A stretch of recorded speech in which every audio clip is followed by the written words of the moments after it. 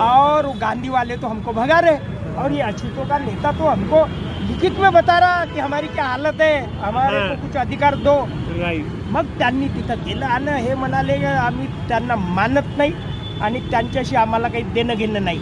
इथल्या लोकांनी म्हटलं इंग्रजांशी. मग बाबासाहेब पहिल्या राऊंड टेबलमध्ये गेले न अनेक गोष्टी मान्य केल्या.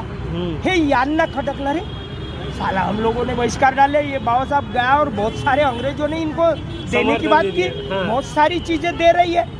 अरे ये तो गलत बात है, इसको तो कुछ नहीं मिलना चाहिए, हम जाएंगे. मग दुसऱ्या राऊंड टेबल कॉन्फरन्स मध्ये मग गांधी गेला, तिसऱ्यामध्ये गेला आणि तरी गांधीचं कोणी ऐकलं नाही.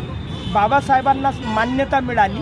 त्याच्यामुळं मग तुम्ही बाबासाहेबाला देत असाल तर मी मरीन, म्हणजे अस्पृश्याला देत असाल तर मरीन. मग ते पुणे करार मग हा जो भाग करायची त्यातली. तर त्यांनी जे